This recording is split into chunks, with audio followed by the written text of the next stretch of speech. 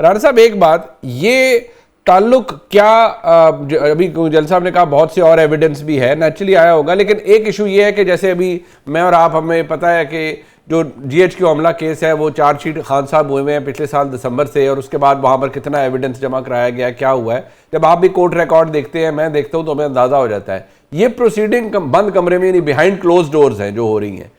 क्या जो दावा था, जो किया जाता रहा है कि इमरान खान साहब का लिंक फैज हमीद साहब के साथ एस्टेब्लिश होगा by the end of these investigations, और जो आखिरी लाइन है उससे लग रहा है कि ये मामला वही जा रहा है, तो क्या वाकई ये नजर आएगा हमें कि ये वाकई लिंक एस्टेब्लिश हो रहा है? क्योंकि फिर उसका ताल्लुक तो 2022 की उस लॉन्ग मार्च से भी निकल सकता है जिसका मकसद आसिम मुनीर साहब की अपॉइंटमेंट को सबोटाज करना था, उसका ताल्लुक फिर और चीजों से भी निकल सकता है। देखिए, उस वक्त तो जनरल फैज हमीद उन 5 लोगों में शामिल थे ना, जनरल आसिम मुनीर के साथ, के जो डोजियर आया था। और उस वक्त बड़ी क्लैरिटी से हम तो उस वक्त से कह रहे थे जब इमरान खान जो उनकी टांग पे गोली लगी थी और वो प्लस्तर चढ़ाए हुए आपके सामने आ गए थे ना, फैजाबाद में चौक में आ गए थे। मैं तो उसे बार बार कहता हूँ कि चंद सौ लोगों की वजह से वो बिल्कुल ही ठुस हो गया था प्रोग्राम उनका। और वो आए थे जनरल आसिम मुनीर की अपॉइंटमेंट को रुकवाने में, और बिल्कुल इन लोगों ने, सारों ने कोशिश की थी। जनरल फैज के बारे में राना मशहूद साहब बहुत कुछ बता चुके हैं, ऑन रिकॉर्ड बता चुके हैं कि किस किस्म की कस्में उठा के उन्होंने नवाज शरीफ को वफादारी के यकीन दिलाने की कोशिश की थी। ये कोई मेरी और आपकी बात तो नहीं है ना, लोग बता रहे हैं, शवाहिद मौजूद हैं कि वो ये जो इक्तदार की लस्ट है ये खत्म ही नहीं होती ना, कि मेरे पास सारी चीजें हैं। आपको ISI से हटाया गया, फिर आप पेशावर के कोर कमांडर बने, फिर आप भावलपुर के कोर कमांडर बने, और आप पीछे हटे ही नहीं। बल्कि ये जो प्रेस रिलीज का आखिरी हिस्सा है, इसमें चाहे वो पोस्ट रिटायरमेंट हो या प्री हो, उसमें वो सारी चीजें बहरहाल इकट्ठी होंगी। क्योंकि एक तो है ना कि वो एक हाउसिंग सोसाइटी के हिसाब से इन्वॉल्व थे, फिर बाकी चीजों में इक्तदार के लिए या अपने इख्तियार के गलत इस्तेमाल में वो चीजें बहरहाल अकाउंट फॉर होनी है। प्राइम मिनिस्टर अगर कह रहे हैं कि वो इदारे के सरबराह था, तो वो तो म्यूटनी की बात आ जाएगी ना उसके अंदर, वो तो बहुत खौफनाक काम है। तो उसके अंदर तो साबिक वजीर आजम के ऊपर तो बहुत दिनों से इमरान खान साहब पे बात हो रही है कि जो GHQ हमला केस है वो एक फाइनल कील होगी, आखिरी कील होगी ताबूत में, कि भाई ये क्या चीजें हैं कि आप इस कदर गुस्से में आ गए थे अरेस्ट के बाद। 9 मई के दिन के लिए प्लानिंग आप पहले करके आए, बाद में आप क्या करते रहे। गुड टू सी वाले जजेस को और जो लोग इनके साथ अदलिया में बैठे हुए थे, उनके भी तो ताने बाने मौजूद है ना, जो हर फैसले को उड़ा दिया करते थे, जिनके नतीजे में उस हाई कोर्ट को भी तब्दील करना पड़ा। 26वीं और 27वीं तरमीम ऐसे ही नहीं आई हैं। हम तो बड़े खुल्लम खुल्ला कह रहे थे कि इन जजों के पास अपील नहीं लगेगी, पहले जज नए आएंगे और फिर अपीलें जाएंगी, क्योंकि वो बिल्कुल ये था कि इधर लाओ और उधर उड़ा देंगे। तो इंसाफ अगर एक तरफा होता है तो वो भी तो गलत है ना, वो भी जुल्म है। तो अब जब ये चीजें हो रही हैं, मेरे ख्याल में जहां इनको पाया तकमील तक पहुंचाना चाहिए, वो बरी होते हैं, बरी कर दें। लेकिन ये जो एब्सोल्यूट इख्तियार है ना आर्मी चीफ के पास कि वो माफ कर सकते हैं, तो फिर तो बात ही कहानी खत्म हो जाएगी ना।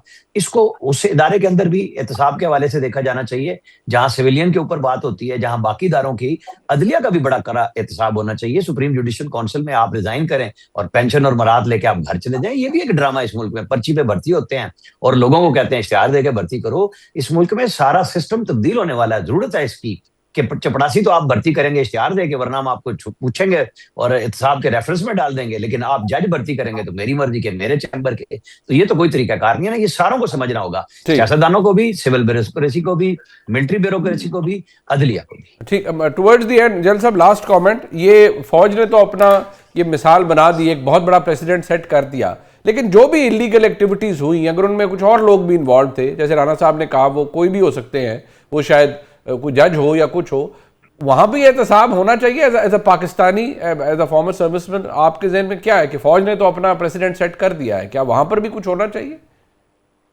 You can't run Pakistan like this, Munib. देखिए ना, Pakistan is not a banana Republic.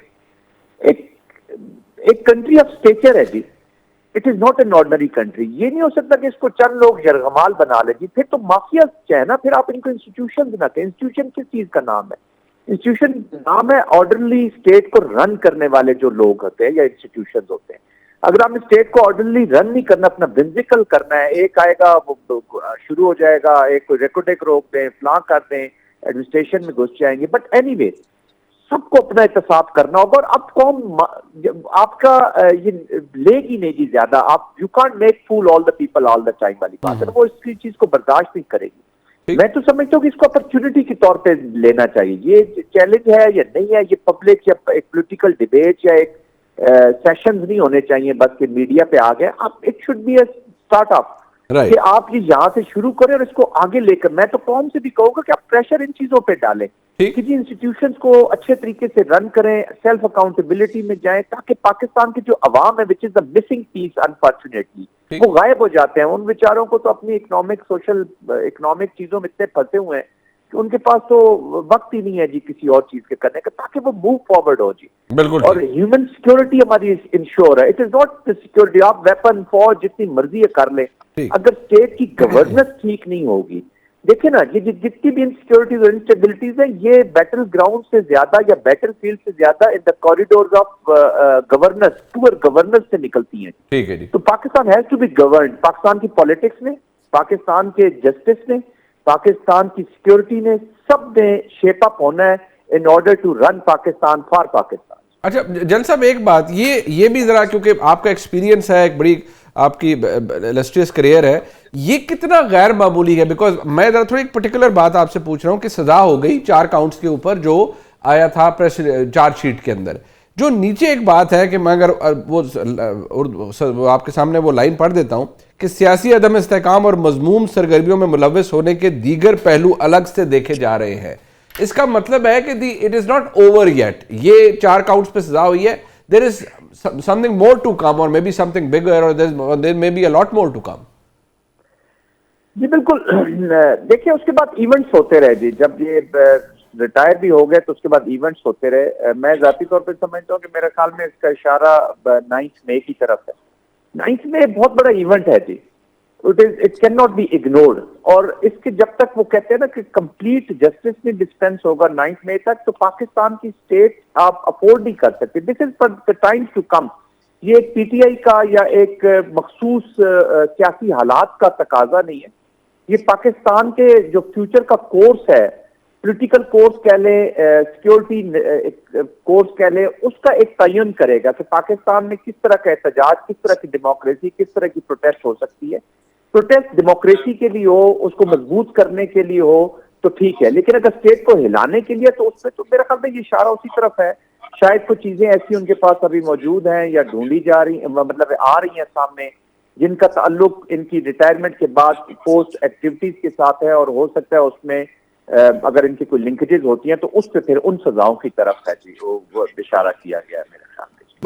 बजल साहब, ऑब्वियसली आप मिलिट्री सर्कल्स के अंदर फॉर्मर जो सर्विसमैन है, आपके कोलीग्स, ओवरऑल एक ये कितना अनबिकमिंग है ऑफ एन ऑफिसर कि वो फौज से रिटायर हो, एक इतने बड़े करियर के बाद एज लेफ्टिनेंट जनरल रिटायर्ड हो, फॉर्मर डीजीआई हो, और फिर वो इस तरह की किसी सस्पिशियस या डिसऑनरेबल एक्टिविटी के अंदर इन्वॉल्व हो जिसको सियासी अदम के जुमरे में लाया जा सकता है।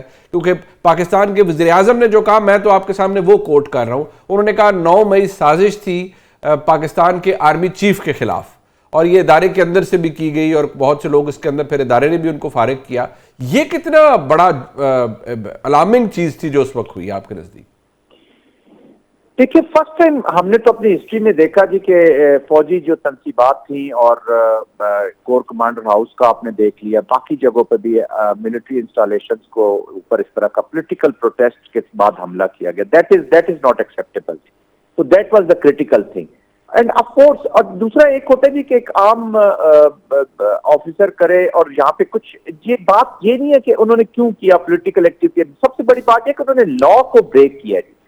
अगर आपकी ये जो की अपॉइंटमेंट्स पे से आप रिटायर होते हैं तो आप फिर 5 साल के लिए you can't participate in the politics, किसी पॉलिटिकल एक्टिविटी में या उनके साथ मिलकर कोई एक्टिविटी, चाहे प्रोटेस्ट हो चाहे जो भी हो। और चीजें बड़ी होती हैं, सोशल प्रॉन्ग्स होते हैं और जो आपने करने होते हैं, लेकिन उसका ये मतलब नहीं कि आप पॉलिटिकल एक्टिविटी। तो